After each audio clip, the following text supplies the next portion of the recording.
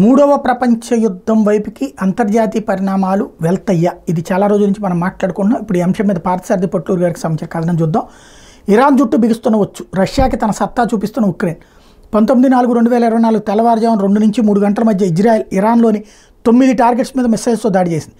ఇరాన్లోని Isfahan నగరంలో ఉన్న air base మీద డ్రోన్లు మిస్సైల్స్తో ఇజ్రాయెల్ దాడి చేసినట్టు తెలుస్తోంది.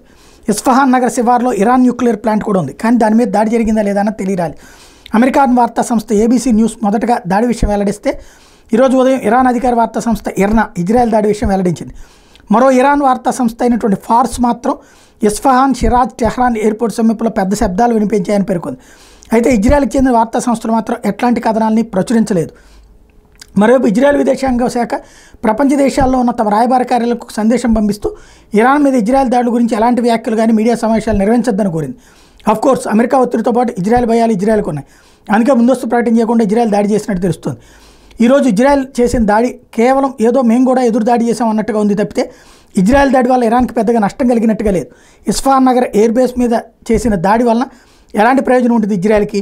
ఇస్ఫహాన్ ఎయిర్ బేస్ ఉన్నది F-14 Tom capped jet fighters మాత్రమే. వాటిని ధ్వంసం చేయడం వల్ల ఎవరికి లాభం? ఎవరికి లాభం లేదు, నష్టం లేదు. 1975లో ఇరాన్కి అమెరికాకి సంబంధాలు బాగా ఉన్న సమయంలో అమెరికా అప్పట్లో అధునాతన టెక్నాలజీ కలిగి ఉన్న F-14 టామ్ క్యాట్ ఫైటర్ జెట్లను అమ్మింది. 1979లో అయతొల్లా ఖొమైనీ తిరుగుబాటు చేసి ఇస్లామిక్ రిపబ్లిక్ ఆఫ్ ఇరాన్గా ప్రకటించాక అమెరికాతో సంబంధాలు క్షీణించినాయి. అదే సంవత్సరంలో ఇరాన్లోని అమెరికన్ రాయబార కార్యాలయ సిబ్బందిని బందీలుగా చేశాడు ఖొమైనీ. దాంతో అమెరికాతో పూర్తి సంబంధాలు తెగిపోయాయి ఇరాన్కి. 1979 నుంచి F-14 టామ్ క్యాట్ ఫైటర్స్ అప్గ్రేడ్కి నోచుకోలేదు. సరికదా విడిభాగాలు సరఫరా కూడా చేయలేదు అమెరికా. మెయింటెనెన్స్ లేక అవి దిష్టిబొమ్మలుగా ఉండిపోయాయి. 1979 నుంచి F-14లను ఉంచుకోలేదు, అలానే పారేయలేక అలానే రన్వే దగ్గర పార్కింగ్ చేసి ఉన్నాయి ఇస్ఫహాన్ ఎయిర్ బేస్లో. అలాంటి ఎయిర్ బేస్ మీద దాడి చేసి ఏం లాభం? 2006లో అమెరికా పూర్తిగా తన ఎయిర్ ఫోర్స్ నుండి తీసేసింది F-14లను. ఇజ్రాయెల్ అమెరికాల భయానికి కారణం ఏంటి? ఏప్రిల్ 14న ఇరాన్ ఇజ్రాయెల్ మీద చేసిన దాడిలో 4 బాలిస్టిక్ మిసైల్స్ అమెరికా, బ్రిటన్ల నేవీల నుండి తప్పించుకుని నేరుగా ఇజ్రాయెల్లోని నెవాటిమ్ ఎయిర్ బేస్కి మీద దాడి చేసినాయి. నెవాటిమ్ ఎయిర్ బేస్లో ఇజ్రాయెల్ F-35లు ఉన్నాయి, అలాగే ఒక న్యూక్లియర్ బేస్ కూడా ఉంది. అలాంటి ఎయిర్ బేస్ దగ్గర ఎలాంటి ఎయిర్ డిఫెన్స్ సిస్టము లేదు.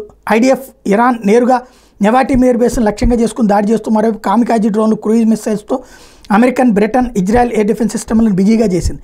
ఇది చాలా ప్రమాదకరమైన వ్యూహం, కానీ అగ్రదేశాలు పసిగట్టలేకపోయాయి. ఇజ్రాయెల్ అమెరికాల భయానికి కారణం ఏంటి? ఏప్రిల్ 14న ఇరాన్ ఇజ్రాయెల్ మీద చేసిన దాడిలో 4 బాలిస్టిక్ మిసైల్స్ అమెరికా, బ్రిటన్ నేవీల నుండి తప్పించుకుని నేరుగా ఇజ్రాయెల్లో నెవాటిమ్ ఎయిర్ బేస్ మీద దాడి చేశాయి. నెవాటిమ్ ఎయిర్ బేస్లో ఇజ్రాయెల్ F-35లు ఉన్నాయి, అలాగే ఒక న్యూక్లియర్ బేస్ కూడా ఉంది. అలాంటి ఎయిర్ బేస్ దగ్గర ఎలాంటి ఎయిర్ డిఫెన్స్ సిస్టమ్ పెట్టలేదు IDF. ఇరాన్ నేరుగా నెవాటిమ్ ఎయిర్ బేస్ను లక్ష్యంగా చేసుకుని దాడి చేస్తూ మరోవైపు కామికాజీ డ్రోన్లు, క్రూయిజ్ మిసైల్స్తో America, Britain, Israel air defence సిస్టమ్లను బిజీగా చేసింది. ఇది చాలా ప్రమాదకరమైన వ్యూహం, కానీ అగ్రదేశాలు పసిగట్టలేకపోయాయి. నిజం చెప్పాలంటే ఇరాన్ వ్యూహం వెనక చైనా ఉంది. మూకముడుగా వచ్చి పడుతున్న డ్రోన్లు, క్రూయిజ్ మిసైల్స్ని ఎదుర్కోవడంలో తలమునకలై ఉన్న ఎయిర్ డిఫెన్స్ సిస్టమ్స్ మొత్తం దొడ్డిదారిని వచ్చిన బాలిస్టిక్ మిసైల్స్ని ఎదుర్కోవడంలో విఫలమయ్యాయి. సో అమెరికన్, బ్రిటన్ యుద్ధ నౌకల మీద ఉండే రాడార్లు ఒకే సమయంలో ఎన్ని టార్గెట్స్ని ట్రాక్ చేయగలవనే సమాచారం చైనా దగ్గర ఉంది. అఫ్కోర్స్ ఫ్రిగేట్స్ అయినా, డిస్ట్రాయర్స్ అయినా పరిమిత సంఖ్యలో టార్గెట్స్ని ట్రాక్ చేసి దాడి చేయగలవు. ఇది అన్ని దేశాల నావీలకి వర్తిస్తుంది. ఇక్కడే ఇరాన్ అడ్వాంటేజ్ తీసుకుంది. ఏమాత్రం ఆధునిక టెక్నాలజీ లేకుండా చౌకగా మిస్సైల్స్ తయారు చేసి వాటిని మూకముడిగా ప్రయోగిస్తూ అదే సమయంలో అడ్వాన్స్ టెక్నాలజీ ఉన్న 4 మిస్సైల్స్తో టార్గెట్ని కొట్టచ్చు అనేది నిరూపితమైంది. ఇరాన్కు $1 ఖర్చు అయితే ఇజ్రాయెల్కి $500 ఖర్చు అయింది. దీర్ఘకాలిక యుద్ధం అంటూ జరిగితే నష్టపోయేది నాటోతో పాటు ఇజ్రాయెల్ కూడా ఉంటుంది. ఇరాన్ చేసిన దాడి వల్ల చైనాకి డేటా అనలైజ్ చేసే అవకాశం దక్కింది. ఇదే తరహాలో తైవాన్ మీద దాడి చేసే అవకాశం ఉంది చైనా. ఆధునిక టెక్నాలజీతో చేసిన ఏ ఆయుధమైన ఖర్చుతో పాటు సమయం కూడా ఎక్కువగా ఉంటుంది తయారు చేయడానికి. ఈ సమస్య పశ్చిమ దేశాలకు ఉంది, చైనాకు ఉండదు. రష్యా విషయానికి వస్తే క్రమశిక్షణ, ట్రైనింగ్ లేని ఉద్యోగుల వల్లనే దెబ్బతింటోంది.